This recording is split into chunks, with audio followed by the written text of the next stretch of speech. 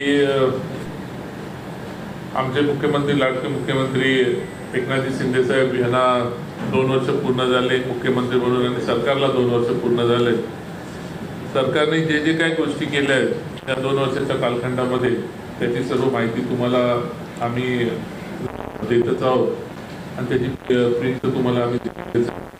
पण सर्वात महत्त्वाच्या ज्या गोष्टी होत्या त्या महत्त्वाच्या गोष्टी म्हणजे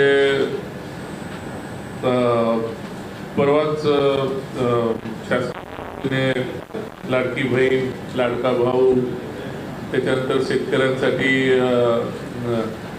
7.5 HP पंपाचा वीज फ्री म्हणजे ह्या सर्व गोष्टी म्हणजे डिग्री डिप्लोमा धारकांना लाडका भाऊ त्याच्या माध्यमातून 8,000 10,000 ती योजना 1,500 रुपये महिलांसाठी योजना म्हणजे सिंपल महिलांसाठी बचत गटाला जे म्हणजे ज्या गोष्टी समोरच्या विरोधी पक्षाची लोक ज्या पद्धतीने बोलत होते की या सर्व गोष्टींमधून आम्ही त्यांना चालना देण्यासाठी म्हणजे खऱ्या अर्थाने मुख्यमंत्री हा महिलांच्या बाजूने आहे, बहिणींच्या बाजूने आहे, आई वडिलांच्या बाजूने आहे। म्हणून तुम्ही मागच्या काळामध्ये पाहिलं असेल 50% ST मध्ये दिलेली होती, 75 वर्षाच्या वरील मला फ्री दिलेलं होतं, ST फ्री दिलेली होती। म्हणजे हे होतं ते पण त्यांना वार्षिक उत्पन्नाला वेगळा एक पर्याय त्यांनी तयार केला, केशरी आणि पिवळे रेशन कार्डचा तो एक पर्याय तयार केला। म्हणजे ज्या ज्या ठिकाणी काय काय गोष्टी करायला पाहिजे आणि आता असं नाही की फॉर्म भरल्यानंतर तुम्हाला 1,500 रुपये तुम्हाला भेटतील, पण आता जे फॉर्म भरेल फॉर्म या महिन्याभरामध्ये जे आता मला वाटतं मुदत 15 जुलै दिली होती ती 31 ऑगस्टपर्यंत केली आणि त्याच्यामध्ये आता जे फॉर्म भरले जातील ते फॉर्म भरल्यानंतर त्यांना सरसकट जुलै महिन्यापासून पैसे भेटतील। जर समजा उद्याला हा जुलै महिना फॉर्म जुलै महिन्यामध्ये भरला आणि ऑगस्ट महिन्यामध्ये त्याचं वितरण असेल तर त्यांच्या डायरेक्ट मुख्यमंत्री स्वतः दोन्ही उपमुख्यमंत्र्यांना घेऊन मला वाटतं ते कार्यक्रम होईल आणि लाडकी बहीण योजनेच्या अंतर्गत ते डायरेक्ट त्यांच्या कळव येतो, असा छोटासा कळव येतो की आपला एक तो 8x8चा असेल नाही तर 7x7चा असेल। त्या ठिकाणी असं जसं मुंबईमध्ये बाळासाहेबांचा पूर्णाकृती पुतळा उभारण्यात आला आहे, तो बाळासाहेबांचा पुतळा उभा करण्यासाठी आणि आनंद दिघेंचा पुतळा उभा करण्यासाठी आम्ही मागणी केलेली आहे। मुख्यमंत्र्यांना पण आम्ही पत्र दिलं, मुख्यमंत्री पण त्याच्यामध्ये सकारात्मक आहे। दुसरी महत्त्वाचं म्हणजे नवी मुंबई महानगरपालिकेला वैद्यकीय महाविद्यालय सुरू करण्याच्या नियोजनाच्या बाबतीत स्वतः खासदार झाल्या त्या गोष्टीची उचल घेऊन त्यांनी पहिलं आपले मिनिस्टर आमचे जाधव साहेब प्रतापराव जाधव यांच्याकडे त्यांनी तसं पत्र पण दिलेलं आहे। म्हणजे झाल्या काय गोष्टी या नव्या मुंबईसाठी खासदार बनल्यानंतर खासदारांनी काय करायला पाहिजे काम त्याची पहिली सुरुवातच खासदारांनी चांगल्या पद्धतीने त्याची सुरुवात केलेली आहे। शेवटी आमचा पण पक्ष वाढायला पाहिजे त्या पद्धतीने आम्ही पण आमच्या पक्षाचे चांगले कामं करायचे आम्ही सुरुवात करतोय आणि त्याच्यासाठी तुमचं पत्रकारांचं सर्वांचं शेवटी मीडियाच्या माध्यमातून काही गोष्टी घ्यायलाच पाहिजे, बाहेर पडलेच पाहिजे आणि तुमच्या लोकांचं सर्वांचं सहकार्य असायला पाहिजे। पत्रकार बंधूंचं इलेक्ट्रॉनिक मीडियाचं या ठिकाणी नवी मुंबई शिवसेनेच्या वतीनं मनापासून स्वागत करण्यात येत आहे। मागच्या 2 वर्षामध्ये जे अनेक ऐतिहासिक निर्णय घेतले त्या निर्णयाची एकतर उजळणी करणं आणि दुसरं परवाच्या अधिवेशनामध्ये माननीय मुख्यमंत्री महोदय आणि शासनाने जे निर्णय घेतलेले आहेत ते आपल्यापर्यंत पोहोचवणं हा आजच्या या पत्रकार परिषदेचा उद्देश आहे। आत्ता जिल्हाप्रमुख चौगुले साहेबांनी सांगितल्याप्रमाणे एक मोठी ऐतिहासिक अशा प्रकारची योजना महिलांसाठी मुख्यमंत्र्यांनी जाहीर केली। आपण वर्तमानपत्रातून ती वाचलेली आहे, त्याचे डिटेल्स आपण वाचलेले आहेत आणि ज्यावेळी योजना जाहीर केली त्याच्याबरोबर तात्काळ महिला मोठ्या प्रमाणावर तहसील ऑफिस असेल, प्रांत ऑफिस असेल, या ठिकाणी किंवा त्या ज्या विंडोज आहेत त्या ठिकाणी खूप मोठ्या प्रमाणावर गर्दी व्हायला लागली आणि ही अडचण लक्षात आल्याबरोबर मुख्यमंत्र्यांनी काल या योजनेमध्ये ज्या त्रुटी होत्या किंवा ज्या सुधारणा करणं आवश्यक होतं ते 18,000 रुपये कुणीमध्ये नाही, कुणी कागदपत्र जास्त नंतर भरायची नाहीत. एकदा योजना सुरू झाल्यानंतर दर वर्षाला त्या महिलेच्या खात्यामध्ये ज्याला डायरेक्ट ट्रान्सफर आपण म्हणतो ती बँकेमध्ये होणार आहे. आता ही योजना अतिशय पॉप्युलर मध्य प्रदेशमध्ये झाली होती. त्याचा लाभ पक्षाला, सरकारला त्या ठिकाणी मिळाला. तसाच लाभ या सरकारला निश्चितपणानं मिळणार आहे आणि म्हणून विरोधी पक्षाने आता कोल्हेकुई सुरू केलेली आहे की ही योजना फक्त आत्तापुरती आहे, इलेक्शनपुरती आहे, अमुक आहे, तमुक आहे. तर ही योजना सरकारने कुठली योजना चालू केल्यानंतर ती बंद होत नाही. आपण नेहमी असं म्हणतो की गव्हर्नमेंट ऑलवेज इन सक्सेशन. कुठल्याही गव्हर्नमेंट येऊ, कुठल्याही पक्षाचं येऊ, ती योजना कायम चालू राहते. त्यामुळं लेक लाडकी ही या योजनेचा प्रचार आणि प्रसार करण्यासाठी आज आपल्यासमोर आम्ही आलेलो आहोत. असं एकच नाही, अनेक निर्णय मी जे तुम्हाला दिलेले आहे त्याच्यामध्ये अनेक महत्त्वाचे निर्णय आहेत. आपण पाहिलं आता पंढरपूरची वारी आहे. शिंदे साहेबांनी पहिल्यांदा एक साधारण 8-10 दिवसापूर्वी सर्व हे वारकऱ्या संप्रदायाचे जे प्रमुख लोक आहेत त्यांची सह्याद्रीवर बैठक घेतली.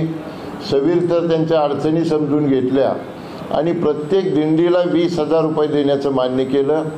सगळ्या लाखो वारकऱ्यांचा विमा उतरला. सगळ्या लोकांच्या आरोग्याची काळजी घेण्यासाठी ठिकठिकाणी तपासणी, त्याच्यावर उपचार करण्याची त्या ठिकाणी मदत केली. पंढरपूरला फार मोठ्या प्रमाणावर निधी त्याच्यामध्ये CM साहेबांनी दिलेला आहे आणि मुख्यमंत्री सहायता कक्षाच्या माध्यमातून देहू, आळंदी, पंढरपूर दोन्ही रस्त्यावर वारकऱ्यांची मी आत्ता म्हटलं तसं आरोग्य तपासणी त्या ठिकाणी ठेवलेली आहे. याशिवाय ज्याला आपण सोशल रिफॉर्म असं म्हणतो, सामाजिक बदल किंवा सामाजिक निर्णय जो आहे, आपण नेहमी आईचं महत्त्व सांगत असतो आणि बोलत असतो आईबद्दल, आई देवाच्या ठिकाणी आहे वगैरे, पण आईचं नाव सरकारच्या दस्तऐवजामध्ये कुठंच नसायचं. तर आता जिथे जिथे गव्हर्नमेंट डॉक्युमेंट आहे तिथे तिथे आईचं नाव आधी आणि मग वडिलांचं नाव आणि मग आडनाव कंपल्सरी सरकारने केलेलं आहे. पूर्वी ऑप्शनल होतं, आता सरकारी केलेलं आहे. आणि आईच्या प्रती जी काही ऋण आहेत ते फेडण्याचा एक प्रयत्न या सरकारने या माध्यमातून केलेला आहे. त्याच्यानंतर महिलांसाठी आपण पाहिलं की बऱ्याच महिला आता रिक्षा चालवतात. या महिलांना जी पिंक ई रिक्षा आहे अशा 17 शहरामध्ये 10,000 महिलांना रिक्षा देण्याच्या कार्यक्रमासाठी 80 कोटी रुपयाचा निधी हा मंजूर करण्यात आलेला आहे. त्याच्यानंतर आपल्याला सगळ्यांना कल्पना आहे की कॅन्सरचं प्रमाण महिलांमध्ये खूप वाढलेलं आहे आणि त्याच्यामध्ये तुमच्या स्तनाचे आणि गर्भाशयाच्या मुखाचे कॅन्सर खूप मोठ्या प्रमाणावर होतात आणि एकदा त्याची स्टेज ओलांडली, दुसऱ्या तिसऱ्या स्टेजमध्ये गेल्यानंतर ती महिला मृत्युमुखी पडते. त्याच्यावर इलाज म्हणून या सगळ्यांची मोफत तपासणी करण्याचा अतिशय महत्त्वाचा निर्णय सरकारने घेतलेला आहे. आणखीन महिलांचा आवडता विषय किंवा महिलांच्या अडचणीचा म्हणूया आपण विषय, गॅस सिलेंडर. नेहमी आपण ओरड करतो की गॅसच्या किमती वाढलेल्या आहेत. सगळ्यांना जे पात्र लाभार्थी त्यांना 3 गॅस फुकट देण्याचा निर्णय सरकारने घेतलेला आहे. आणखी एक ऐतिहासिक निर्णय या सरकारने घेतला तो म्हणजे मुलींना मोफत उच्च शिक्षण 24-25 पासून, मग ते अभियांत्रिकी असो, वास्तुशास्त्र असो, असा 8 लाख मुलींना त्याचा लाभ मिळणार आहे. कारण जे उच्च शिक्षण आहे त्याच्यामध्ये शासकीय फीसुद्धा खूप मोठ्या प्रमाणावर असते आणि या मुलींना, महिलांना त्याच्यामुळे फार मोठा निर्णय, फार मोठा दिलासा या सरकारने दिलेला आहे. याच्याशिवाय शेतकऱ्यांसाठी तर शेकडो निर्णय या सरकारने घेतलेले आहेत. त्याचे डिटेल आम्ही आपल्याला दिलेले आहेत. आणि पूर्वी जो ऐतिहासिक एक निर्णय घेतला, पूर्वी आपल्या सगळ्यांना कल्पना की पीक, अनेक निर्णय, शेकडो निर्णय आहेत आणि हे सगळे ऐतिहासिक निर्णय आणि गरीब, वंचित, मागासवर्गीय जे लोक आहेत त्यांना रिलीफ देणारा, त्यांना दिलासा देणारे असे अनेक निर्णय या सरकारने घेतलेले आहेत आणि त्याचा फायदा निश्चितपणानं या सगळ्या समाजाला, सगळ्या घटकाला मिळेल याच्याबद्दल माझ्या मनामध्ये शंका नाही. आता विशेषतः आपण मला असं वाटतं लेक लाडकी योजना या योजनेबद्दल आपल्याला थोडंसं कुतूहल आहे. त्याच्यामुळं त्याविषयी किंवा हे जे मी तुम्हाला निर्णय सांगितले, मी देखील 40 वर्ष प्रशासनामध्ये राजकारणामध्ये आहे, पण एवढे मोठे निर्णय आणि इतक्या तडकाफडकी घेऊन त्याची अंमलबजावणी करणारं हे पहिलं सरकार आहे. आणि त्याच्यामुळं निश्चितपणानं या सरकारने केलेल्या कामाचा आम्हाला अभिमान आहे आणि त्याचा प्रचार आणि प्रसार करणं एक पक्षाचे नेते म्हणून आम्ही आमचं काम समजतो आणि म्हणून आम्ही आपल्यासमोर आलेलो आहे. या अनुषंगाने आपल्याला काही विचारायचं असेल तर आपण या ठिकाणी त्याच्यासाठी you are free to ask any question. आम्ही त्याचे उत्तर आपल्याला देऊ.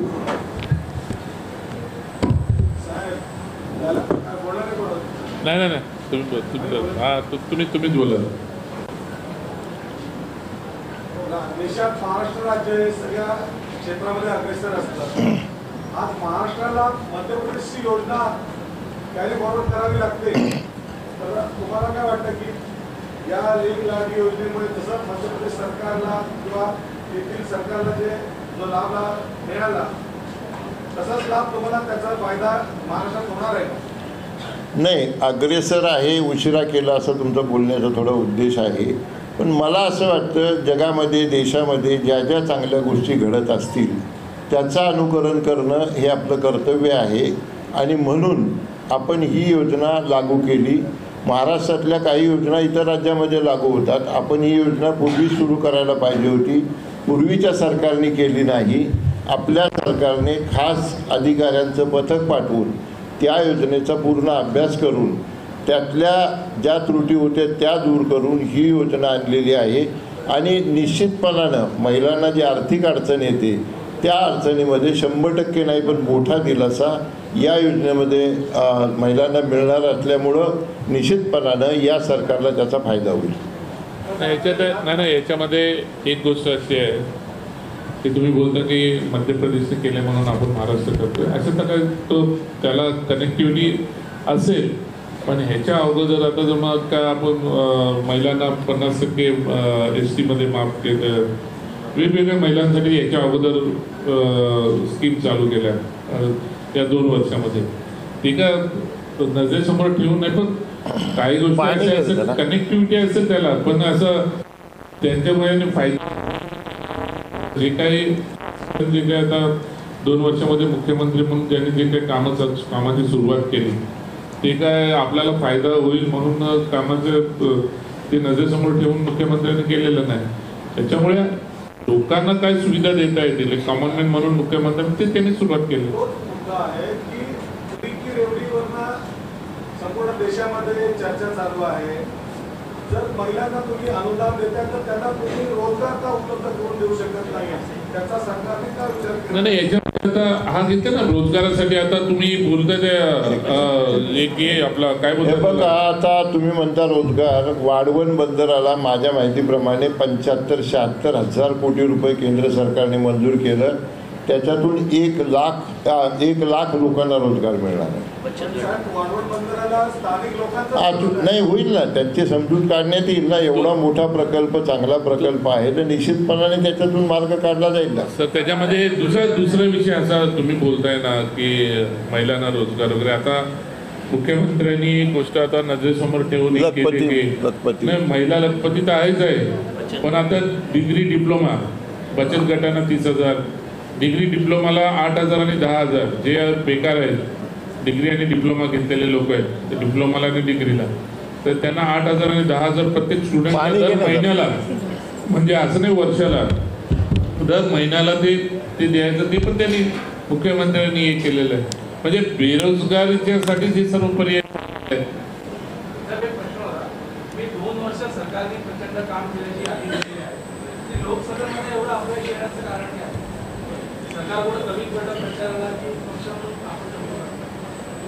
बऱ्याच वेळा काय होतं की काम आणि इलेक्शन याचं को रिलेशन असतंच असं नाही.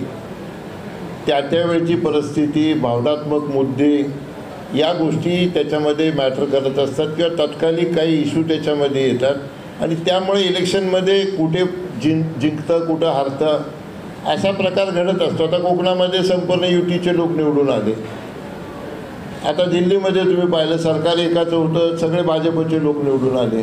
तुम्ही ओरिसामध्ये पाहिलं सरकार एकाचं होतं, भाजपचे सगळे लोक निवडून आले. आंध्रामध्ये नवीनच सरकार आलं, पूर्वीचं सरकार भुईसपाट. म्हणजे काम आणि त्याचा परिणाम हा कोरिलेशन होईलच असं नाही. पण मताचं तुम्ही पाहाल तर तुम्ही पाहिलं की बरोबरीने मतं राज्यामध्ये महायुतीला मिळालेली. मुंबईमध्ये एकूण मतं जी मिळाली त्याच्यामध्ये महायुतीला आघाडीपेक्षा 2 लाख मतं जास्त मिळालेली. सरकार बनवायला निवडून येणाऱ्यांचा कौल पाहिजे ना, मतात आलं ना सरकार, झाले ना मोदी तिसऱ्यांदा पंतप्रधान. आता तुम्ही पाहिलं असेल की लोकसभा स्पीकरच्या बाबतीमध्ये मतदानाला सुद्धा नाही आले नाही लोक. म्हणजे ते त्यांची ताकद, ते युतीची ताकद, NDAची ताकद 300च्या पुढे गेलेलीच आहे ना. आणि आजच्या परिस्थितीमध्ये 300च्या पुढे जाणं ही मोठी ताकद आहे ना. आणि 5 वर्ष आता ते पंतप्रधान राहणार इतकी ताकद त्यांची त्या NDAची झालेलीच आहे ना. नाही, अफवा पण एवढे पसरवले तुम्हाला माहिती आहे. संविधान हे करणार, परत मुस्लिमांवरती अन्याय होणार, हे सर्व गोष्टीचे मग त्याला कुठली ना कुठली तरी दार असते. त्या गोष्टीतून दुसरं कोणाला काय विचारायचं आहे आज नाही सांगता येत. राजकारणामध्ये प्रत्येक दिवशी वेगवेगळे घटना घडतात. शेवटी जसं घडेल तसं बघू. योग्य वेळेला योग्य निर्णय आम्ही तो घेऊ. आणि शेवटी असं समजू नका की आम्हाला हे नाही आहे. वेळेला आम्ही पण मागणी करणारच आहोत. आम्हाला पण शेवटी आमचा पण पक्ष आहे, आमचा पक्ष आहे तर आम्ही पण मागणी करणारच. त्याच्यात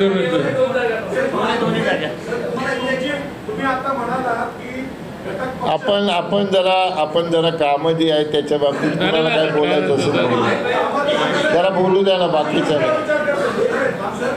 तुम्ही सगळे सांगितलं की घटक पक्ष वाढतोय, मग तुम्ही कसे वाढणार? मग तुम्ही आगामी निवडणुकीमध्ये नव्यामुंबईतल्या 2 सीटपैकी 2 सीट मागणार का 1 सीट मागणार? वेळ येऊ दे ना. अजून वेळ आलेली नाही. तर वेळ आल्यावर बोलत इलेक्शनचे. बोलिए बोला. 1 मिनिट हे बोलतायत एका वेळी एक जणाचं ऐकून. आपल्या भरपूर वेळ आहे जेवणापर्यंत. 2 साल में सरकार की उपलब्धियों की बात चल रही है. वहाँ पे मैं 25 एकड़ में जेम्स और ज्वेलरी जो पार्क बना उसमें अगर सरकार इस चीज की प्रतिबद्धता दिखा रही है और वादा कर रही है और उपलब्धि गिना रही है, तो मैं भाई करूँ कोई इस जेम्स ज्वेलरी पार्क में 1 लाख का जो वादा किया गया था कितना? देखो, अभी ज्वेल्स पार्क का अभी तक कंस्ट्रक्शन की शुरुआत भी नहीं हो गई. अभी शासन ने 2 साल में आने के बाद में अभी जो फॉरेन इन्वेस्टमेंट है वो इसके ऊपर. और आपको जानकारी नहीं होगी तो ऐरोली में आके शाम को आके देख. ऐरोली डीगा जो IT कॉरिडोर है, उधर में कितने लोग रोजगार है. नए डाटा सेंटर उधर बन रहे हैं, ये हो रहा है. अभी इधर होने तो दो. अभी तक उसका फाउंडेशन है खड़ा हो गया और आप बोलेंगे इतने लाख. अभी उसका स्कीम चालू है. अभी हो जाएगा. अभी कंस्ट्रक्शन की शुरुआत होगी तो रोजगार तो उपलब्ध होने वाला है. और नई उम्र में इतने इंडस्ट्री तो बढ़ ही रहे हैं ना, तो उधर नहीं बढ़ रहा है ऐसी तो बात नहीं है.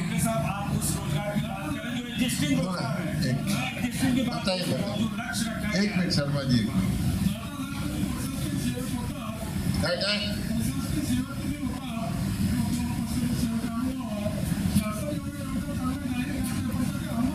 100% होते. आता एक उदाहरण सांगतो.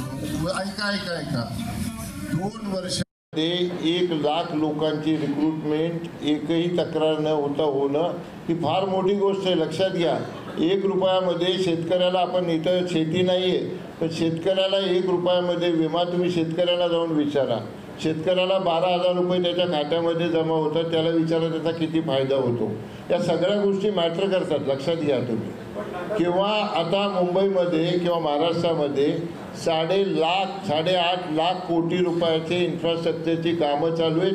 त्याचा लाभ महाराष्ट्रातल्या लोकांना होतोच आहे. मग ते ट्रान्सपोर्टर असतील, गिट्टीवाले असतील, लेबर असतील, कुणी डेव्हलपर असतील. इतक्या मोठ्या प्रमाणावर देशामध्ये कुठेही काम चालू नाही.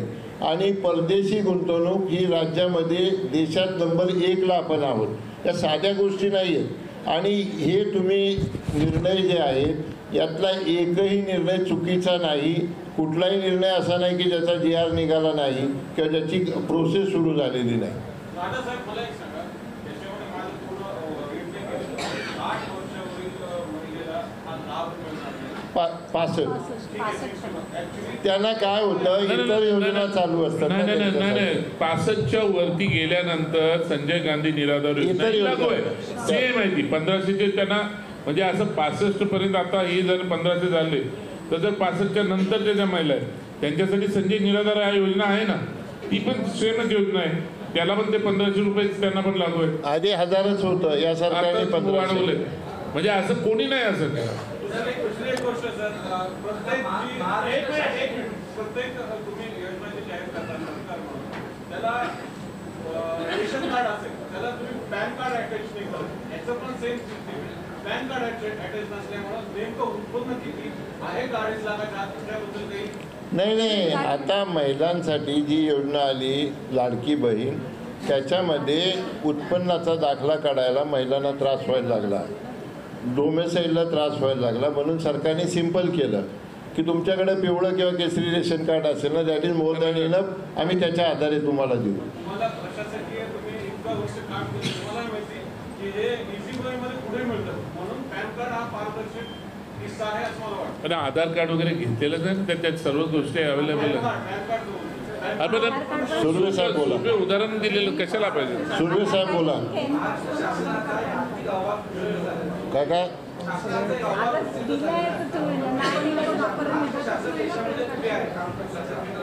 महाराष्ट्रापेक्षा आता उत्तर प्रदेशात थोडं उत्पन्न वाढलेलं आहे. आपण 7व्या स्थानावर आहोत. आपण आता सांगितलं की महाराष्ट्र अग्रेसर आहे. या 2 वर्षामध्ये सुरू झाला, त्याचे परिणाम तुम्हाला येणाऱ्या काळामध्ये दिसतील. मागे तुम्हाला माहिती की काय परिस्थिती होती, सगळं ठप्प झालं होतं. इरिगेशनमध्ये सगळे इरिगेशन प्रोजेक्ट ठप्प होते. माझ्या माहितीप्रमाणे जवळजवळ सगळ्या इरिगेशन प्रोजेक्ट जे ठप्प होते त्याला प्रशासकीय रिवाईज ज्याला आपण म्हणतो त्याला मान्यता देऊन ती कामं सुरू झालेली. आपोआप उत्पन्न वाढेल आता. इरिगेशनची कामं ठप्प झाली ती एक पर्टिक्युलर पक्षाने आरोप केली म्हणून झाली. नंतर ती कामं आता ह्याच पक्षाच्या कार्यकाळात सुरू आहेत. ज्यांच्यावर आरोप झाले ते तुमच्यासोबत नाही, काय आहे आता, आज आपण पत्रकार परिषद कशासाठी घेतले, आमचे जे काही चांगले आहे त्याला तुम्ही शुभेच्छा, तुमचं सहकार्य असायला पाहिजे. आम्ही काय काम करतो आता त्याच्यासाठी आम्ही किती ॲग्रेसिव्ह आहे त्याच्यासाठी आम्ही किती आता हे काय झालंय, अधिवेशन तिथं झालंय तर अधिवेशन आपलं इथं व्हायला लागलंय, इथं व्हायला लागलं. आपण नव्या मुंबईच्या ऑफिस काही चांगलं, आता मी आता मेडिकल कॉलेजचा विषय काढला, बाळासाहेब ठाकरेंचा विषय काढला, आनंदिके साहेबांचा विषय काढला. आता हा बोला ना. हो नाही, काय असतं की जे कॉलेज आहे आपला महाराष्ट्र शासनाच्या त्याच्यामध्ये येत नाही. एवढं वर्ष झालं आपण ट्राय करत होतो आपण कॉलेजसाठी, आणि त्याच्या कॉलेजमध्ये ज्या त्यांनी खासदारांनी 2-4 ज्या हे सांगितलं होते वेगवेगळ्या ऑर्थोपेडिक्स वगैरे ह्याची मंजुरी सेंट्रल गव्हर्नमेंटकडनं मंजुरी घ्यायला लागते. तर सेंट्रल गव्हर्नमेंटची मंजुरी लागते. आता प्रतापराव जाधव हे आमचे मंत्री त्या डिपार्टमेंटचे ते मंत्री झालेले आहेत, आणि म्हणून हा पहिला जो विषय होता आपल्या इथं का आपण कितीतरी आम्ही नगरपालिकेत असताना आम्ही मागणी केली होती की आपलं हॉस्पिटल आहे, मेडिकल कॉलेज, आपलं महानगरपालिकेचं मेडिकल कॉलेज चालू व्हायला पाहिजे. पण त्याला त्याचे अडथळे आलेले होते आतापर्यंत की सेंट्रलकडनं त्याला परवानगी भेटत नव्हत्या. त्या आता खासदार झाल्या खासदारांनी ते पत्र देऊन त्याच्या मंजुरीच्या मागे लागले, तर लवकरात लवकर आपल्याकडे होईल. ठाणे जिल्ह्यामध्ये असेल, पालघरमध्ये दैवत म्हणून मानलं जातं. नाशिकचा काही भाग देखील आनंदीसाठी खूप महत्त्वाचा मानला जातो. तिकडचे लोक देखील आनंदीला खूप मानतात. पण त्याच ठाणे जिल्ह्यामधला नवी मुंबईमध्ये मात्र आनंदीचं फारसं त्यांना त्यांच्या नावाचा उल्लेख केला जातो. आपण पहिल्यांदाच या ठिकाणी त्या आनंदीचा फोटो असं म्हणतात, आनंदीचा फोटो पहिल्यांदाच उभारला जातोय. काय नक्की नाही, आनंद दिघेंचं तुमच्या माहितीसाठी सांगतो की आनंद दिघेचं सेक्टर 10ला ऐरोलीला येते. माननीय आताचे मुख्यमंत्री एकनाथजी शिंदे साहेब यांच्या हस्ते चौक आणि त्यांचा पुतळा आहे त्या ठिकाणी. पण तो चौकामध्ये तो म्हणून नव्या मुंबईमध्ये बाळासाहेबांच्या बरोबरीने शिवाजी चौकामध्ये आनंद दिघेंचा पुतळा उभा करायचा म्हणून आम्ही मागणी केलेली आहे. मुख्यमंत्र्यांना सुद्धा मागणी केलेली आहे. वेळ आली तर मुख्यमंत्र्यांकडे आम्ही आता मुख्यमंत्र्यांना आम्ही जसं शिवस्मारक आम्ही ऐरोलीला उभं करतोय, ममित चौगुलेंच्या वॉर्डमध्ये आम्ही तो शिवस्मारक आम्ही उभा करतोय. ते जे शिवस्मारक आहे तर ज्या पद्धतीने होते तशा पद्धतीने दिघे साहेबांच्या स्मारकाच्या नावाने आम्ही एक शिंदे साहेबांकडे मुख्यमंत्र्यांकडे 500 ते 1000 मीटर जागेची मागणी करणार आहे. आणि दिघे साहेबांच्या नावाने या ठिकाणी चांगलं स्मारक नव्या मुंबईत उभं राहायला पाहिजे. मग ते ऐरोली असेल, कोपरखेरणा असेल, नाही तर वाशी असेल, कोणी काय विरोध करतो त्याला आम्हाला काही घेणं देणं नाही आहे त्या गोष्टीशी. पण या ठिकाणी आम्हाला माहिती आहे की आनंद दिघे साहेबांनी, जरी आम्ही अगोदर कुठलं शिवसेनेतच होतो, दिघे साहेबांचं काय योगदान या नव्या मुंबईसाठी आहे हे काही सांगायची गरज नाही. एवढा वर्ष शिवसेना ही टिकून राहिली. आता पण शिवसेना आहे. आता ही शिवसेना दिघे साहेबांच्या नावानेच आहे. जसं तुम्ही सांगितलं की ठाणे, पालघर, नाशिक कशाला, पूर्ण महाराष्ट्रामध्ये दिघे साहेबांचं नाव चालायचं. त्याच्यामुळे या ठिकाणी आता तुम्हाला मी सांगितलं तसं आता आम्ही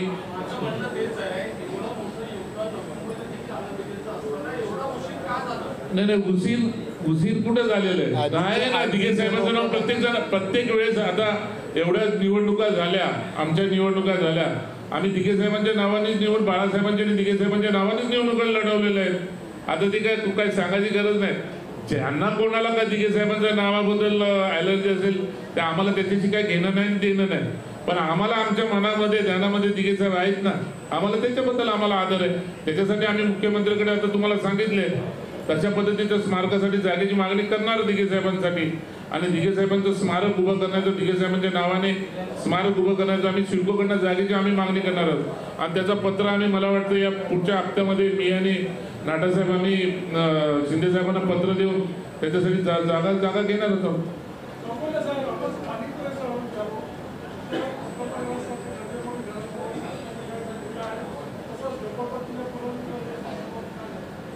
बघा, झोपडपट्टी पुनर्वसनचा जो विषय आहे, झोपडपट्टी पुनर्वसनचा सर्वे, SRA सर्वे सुद्धा चालू झाला होता. काही लोकांना काही गोष्टी खटकल्या, त्याच्यासाठी त्यांनी तो थांबवला. पण आता अधिवेशन चालू आहे, मित्रपक्ष आहे, नाही तर आम्हाला या झोपडपट्टीसाठी आता खासदार निवडून आल्यानंतर मी स्वतः मुख्यमंत्र्यांना आम्ही पत्र दिलेलं आहे. मुख्यमंत्र्यांनी सांगितलं की स्वतः या झोपडपट्टीच्या विषयावरती स्वतः मुख्यमंत्री मीटिंग लावणार आहेत. खासदारांना सांगितलंय की याची मीटिंग लावायला. आणि मला वाटतं चांगला तोडगा परत या ठिकाणी झोपडपट्टीसाठी निघणार आहे. देऊ ते तुमचं तुम्ही करा ताबडतोब. आणि मीटिंग लावणार, मुख्यमंत्री स्वतः मीटिंग लावणार आहेत. नाही, सर्वे बंद आहे ना. जो सर्वे चालू केला होता, काही लोकांना थोडं दुखलं फुटलं, ते बंद केला तो.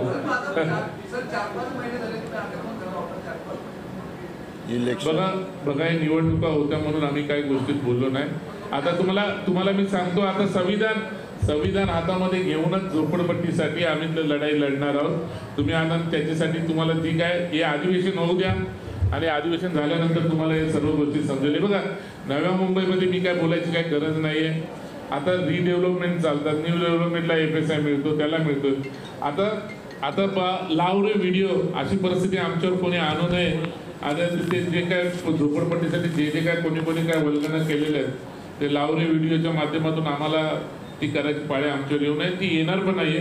मुख्यमंत्र्यांनी सांगितलं तसं, नाटासाहेबांनी सांगितलं तसं, जे प्राधिकरण आहे झोपडपट्टीसाठी स्वतंत्र प्राधिकरण तयार करायचा मुख्यमंत्र्यांचा विचार आहे. आणि त्याच्यासाठी लवकरच मीटिंग लावणार आहे. खासदारांनी पत्र दिलंय, मी पत्र दिलंय एक जिल्हा प्रमुख म्हणून.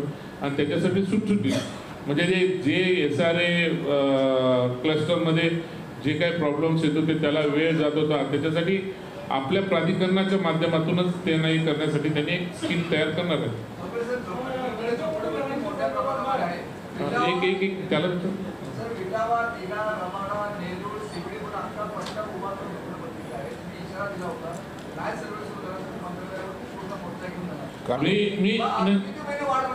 मी थांबतात 1 महिना वाट बघा. आता 1 महिना मला निवडणुका होत्या ना साहेब, ते आचारसंहिता येईल ते नव्हत्या. आता परत 1 महिना वाट बघा. 1 महिना हा फक्त जुलै महिना बघा. ऑगस्ट महिन्यामध्ये 15 ऑगस्ट जसं स्वातंत्र्य झालं ना, तसं झोपडपट्टीसाठी सुद्धा स्वातंत्र्याची तुम्हाला बातमी समजेल. कारण काय? नाही, ही एक पद्धत आहे बघा, की जो राज्याला लीड करत असतो किंवा देशाला लीड करत असतो त्यांच्या नावाने योजना केल्या जातात. पूर्वी आपण पाहिलं असेल की आपल्या ऑनरेबल इंदिरा गांधींच्या नावाने योजना होत्या, राजीव गांधींच्या नावाने योजना होत्या, आता मोदी साहेबांच्या नावाने असतील, अटलजींच्या नावाने असतील, तसं मुख्यमंत्र्यांच्या नावाने लाडकी बहीण ही योजना लागू केलेली आहे. आणि काहीतरी त्याला सिम्बॉलिक स्वरूप असावं आणि त्याला थोडंसं वेटेज यावं म्हणूनसाठी ते मुख्यमंत्र्यांच्या नावाने ती योजना चालू केलेली आहे. कुठलं तरी नाव दिलं म्हणजे काहीतरी नाव द्यावं लागतं, त्याच्यामध्ये त्याला मुख्यमंत्र्यांची लाडकी बहीण म्हणून नाव दिले, मुख्यमंत्र्यांची योजना. सर, 2 वर्षों के कामकाज को लेकर आज मुख्यमंत्री की पूरी प्रेस कॉन्फ्रेंस हुई है, किस तरह से इसे एलोब्रेट करना चाहेंगे और क्या खास उपलब्धियां रही हैं? जैसा नेक लाडली योजना है, ऐसी कौन सी प्रमुख योजना है जिसको आप बजट? मी सांगितलं ना की मी 40 वर्ष पाहतो आहे प्रशासन आणि राजकारणामध्ये. इतक्या ऐतिहासिक योजना आणि इतक्या मोठ्या योजना इतक्या कमी कालावधीमध्ये निर्णय घेणं आणि त्याची अंमलबजावणी करणं हे या सरकारने केलेलं आहे, आपल्याला सगळ्याला मान्य करावं लागेल. लेक लाडकी योजना याच्यामध्ये सरकारला 46,000 कोटी रुपये एका वर्षामध्ये खर्च येतो आहे, पण धाडसानं मुख्यमंत्री आणि त्यांच्या सहकार्यांनी हा निर्णय घेतलेला आहे. वारकरी आता वारी पंढरपूरची आपल्याला माहिती आहे 17 जुलैला आहे. वारकऱ्यांसाठी पहिल्यांदा एकूण 1 वारकऱ्यांचा विमा उतरण्यात आला, त्यांच्या आरोग्य तपासणी करण्याचा निर्णय घेण्यात आला, प्रत्येक दिंडीला 20,000 रुपये देण्याचा निर्णय घेण्यात आला आणि पंढरपूरचं ब्युटिफिकेशन किंवा तिथल्या सोयीसुविधासाठी करोडो रुपये देण्यात आले. अशा प्रकारचे निर्णय सरकार घेत आहे. आपले रिक्षावाले आहेत, रिक्षावाल्यासाठी साहेबांनी छोटा घटक आहे तो एक महामंडळ स्थापन केलं, GR काढला आणि 50 कोटी रुपये दिले. मौलाना आझाद जे मंडळ आहे अल्पसंख्याकासाठी पूर्वी 30 कोटी रुपये द्यायचे, आता 500 कोटी रुपयाचा निधी त्यांना देण्यात आला. शेतकऱ्यांना सौर ऊर्जा पंप ज्याला पाहिजे, जो येईल जो मागेल त्याला पंप देण्याचा निर्णय सरकारने घेतलेला आहे. शेतकऱ्यांचं जे नुकसान झालं त्याच्या पोटी आत्तापर्यंत 15,000 कोटी रुपये या सरकारने दिलं. महिलांना 75 वर्षाच्या पुढच्या सगळ्या लोकांना मोफत STची सुविधा आहे, महिलांना 50% सवलत आहे. सगळ्या मुलींचं शिक्षण आता मोफत केलं, उच्च शिक्षण मोफत करण्यात आलेलं आहे. स्किल डेव्हलपमेंटसाठी तरुणांसाठी करोडो रुपयाचा निधी देण्यात आलेला आहे. या सगळ्या गोष्टी पर्यटनाच्या गोष्टी असो, दुर्बल घटकाच्या गोष्टी असो, सामाजिक परिवर्तनाच्या गोष्टी असो. जसं आता कुठल्याही सरकारी दस्तऐवजामध्ये नाव लिहिताना तुम्हाला आपल्या आईचं नाव लिहिणं कंपल्सरी केलेलं आहे. म्हणजे हा सामाजिक निर्णयसुद्धा सरकारने घेतलेला आहे. धनगर समाजासाठी आपल्या खारघरजवळ जो 14,000 स्क्वेअर मीटरचा प्लॉट, 4,000 स्क्वेअर मीटरचा प्लॉट त्या ठिकाणी देण्यात आलेला आहे. वेगवेगळे जे घटक आहेत, वेगवेगळे जे समाज आहेत, त्यांच्यासाठी पाहिजे तेवढा निधी या सरकारने उपलब्ध करून दिले. तरुण असतील, महिला असतील, वृद्ध लोक, आपण अपंगांबद्दल नेहमी चर्चा करतो, काही करत नव्हतो. अपंगांसाठी वेगळं मंत्रालय या सरकारने स्थापन केलं, त्यांना निधी दिला आणि दिघे साहेबांच्या नावाने 34,000 अपंगांना घर देण्यासाठी त्याचा निधी देखील साहेबांनी त्या ठिकाणी दिलेला आहे. असे सामाजिक असतील आणि इतर जे घटक आहेत त्यांच्यासाठी या सरकारने 1 रुपयामध्ये विमा शेतकऱ्यांचा, हे सगळं शेतकऱ्यांच्या भरोश्यावर चालणारं सरकार आहे आपलं. 1 रुपयामध्ये शेतकऱ्यांना विमा एका मिनिटामध्ये मिळतो. प्रत्येक शेतकऱ्याला 12,000 रुपये त्याच्या खात्यामध्ये आपोआप जमा होतात. इतके ऐतिहासिक आणि इतके मोठे निर्णय या सरकारने घेतलेले. एक जण सर्वीकडे असे वेगवेगळ्या या स्कीमसाठी कॅम्प लावायचे आणि कॅम्पच्या माध्यमातून तिकडनं त्यांना असं मोठे कॅम्प घेऊन त्या ठिकाणी सरकारी अधिकारी बसवून त्यांना तिथल्या तिथे त्यांचे फॉर्म भरून घ्यायचे असं त्यांनी काल आणि त्याला अडचण नाही येणार. तुम्हाला लवकरच या ऑगस्ट महिन्याच्या अगोदर म्हणजे या पहिल्याच दिवशी किती महिलांना त्याचा लाभ होतोय तुम्हाला समजेल.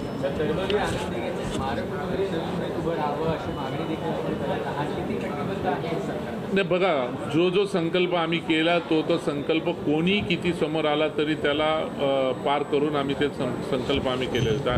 ऐरोलीतला स्मारक असेल, शिवाजी महाराजांचं स्मारक असेल, आज MMRDA क्षेत्रामध्ये एवढा मोठा पुतळा म्हणजे जवळपास 36 फुटाचा तो पुतळा होतोय त्याचे म्हणजे पूर्णपणे, आणि जमिनीपासून त्याचं म्हणजे 51 फुटी हाईट मिळते त्याला.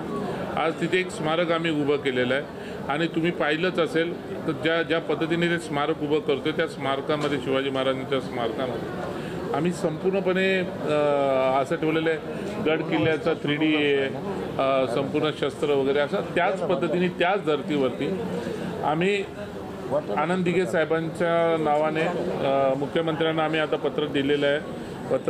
पत्र देणार आहोत की एक 500 मीटर नाही तर 1000 मीटरची जागा वाशीमध्ये, अन्यथा कोपरखेरणामध्ये, अन्यथा घनसोलीमध्ये, अन्यथा ऐरोलीमध्ये कुठे सिडकोची जागा अवेलेबल असेल त्या ठिकाणी आम्हाला ती जागा अवेलेबल उपलब्ध करून द्यावी आणि त्या ठिकाणी नगरपालिकेच्या माध्यमातून आनंद दिघे साहेबांचं स्मारक, नगरपालिकेच्या माध्यमातून नाही, नगरपालिका सिडको या दोघांच्या माध्यमातून, दोघांपैकी कुठल्याही याच्या माध्यमातून दिघे साहेबांचं स्मारक त्या ठिकाणी उभं करायचं मोठा आमचा असा संकल्प आहे.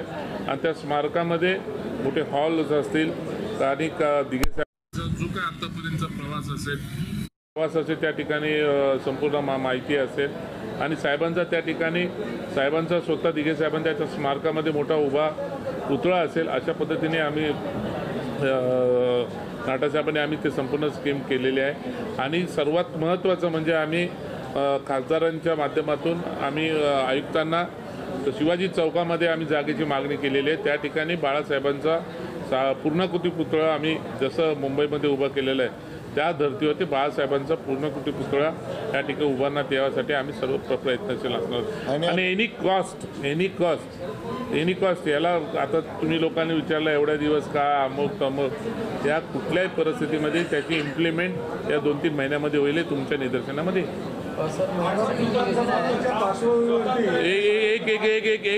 एक मिनिट पूछले दे ना तू बोल. आगामी विधानसभा निवडणुकीच्या पार्श्वभूमीवरती आपला पक्ष या ठिकाणी तिकीट मागणार आहे का नाही जागा ऐरोली बेलापूरची, का नेहमीप्रमाणे भाजपच्या उमेदवारांचे पालखीचे भोई होणार आहेत? अरे आता खासदारकीला आम्हालाच मिळाले, आम्ही कुठं भोई झालो? आम्ही खासदारकीची जागा घेतली. विधानसभेसाठी सांगतो, विधानसभा येऊ द्या ना आता थोडं आता दावा ठोकणार आहात का नाही? आता वेळ आल्यावर ते सर्वच गोष्टी होतील ना आता. आणि आम्ही का शेवटी आमचा पण पक्ष वाढला पाहिजे, आमचा पण पक्ष अस्तित्वात राहायला पाहिजे. आम्ही पण आमच्या पक्षासाठी मागणी करणारच एनी कॉस्ट. आम्ही मागणी करणार, दावा पण ठोकणार. नाटा साहब स्वतंत्र है सारे की आपने संकल्पना रखी थी अभी